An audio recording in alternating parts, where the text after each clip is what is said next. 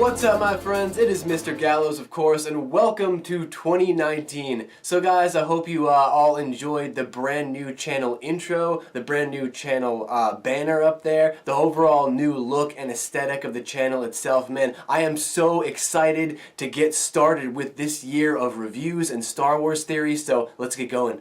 So guys, welcome back to our first fresh from the theater reaction of 2019, and oddly enough, for my first movie review of the year, I'm going to be doing a film that came out in 2018 technically, but it's still in the theaters and it's still getting a lot of plays, a lot of views, a lot of popularity surrounding this movie, and that would be, of course, Aquaman. Yeah guys, today I just got back, just returned from seeing Aquaman, and what is my initial reaction fresh from the theater? Well, it was good. Yeah guys, I'm leaving the theater today feeling alright. I mean, I'm feeling pretty good. I will say it was way more imaginative and way more impressive than I thought it was going to be. This is definitely, without a doubt, the best DC film since Wonder Woman. I mean, and that's saying a lot because DC does not have a good track record. This is definitely the best film since Wonder Woman. But the thing is that, you know, this movie kind of reminded me a little bit of Fantastic Beasts, the Crimes of Grindelwald. Not in like the mythology and what the movie's about and all that, but the feel, like how I kind of feel walking out of the theater, you know, and that's just kind of underwhelmed. I'm kind of underwhelmed with this movie. Like, I think it was a great film, right? But I'm just underwhelmed. I mean, the characters were bad, the dialogue was bad, I didn't identify with really anything in the movie. There was a good sense of adventure going on with this movie, right? But the story was just kind of generic and the characters were really yikes.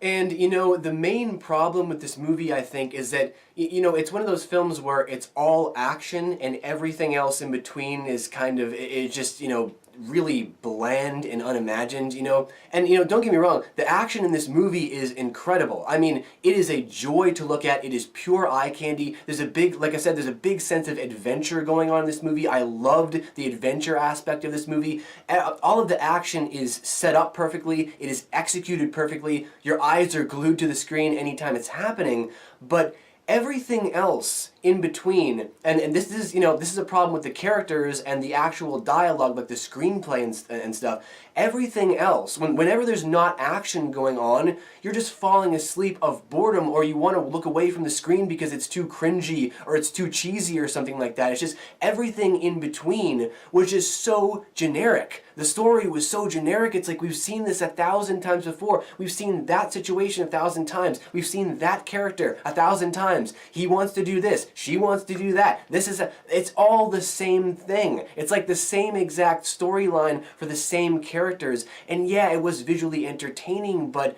that's lazy.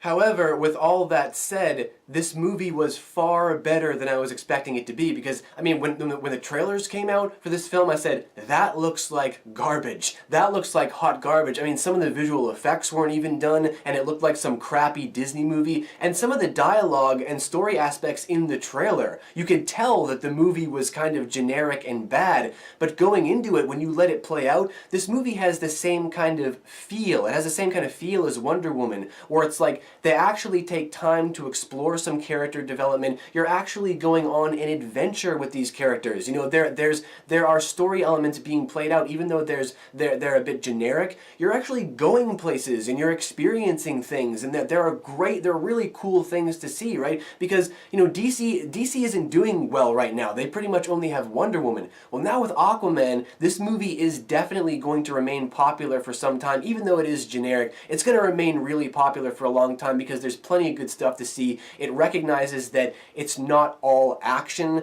and that you have to have that adventure element to complement the story, and I really love that. So for an overall score, I'm going to go with 60%. Yeah guys, 60% is what I've got. And I'm knocking off that huge percentage because, like I said, it's that the genericness of the story and the generic characters, the poor script writing. I mean, this is not just a movie for kids, guys. You know, you got to make this stuff for adults. And when you doctor your story like that to make it. I don't know if they were purposely making it cheesy because that's or purposely making the dialogue bad, or some of the stuff generic because that's the way they wanted it to go. But that it just came across as lazy, so I have to knock that huge chunk of percentage off for that reason.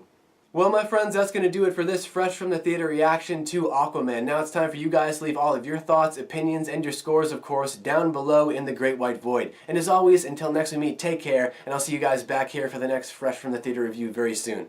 Later.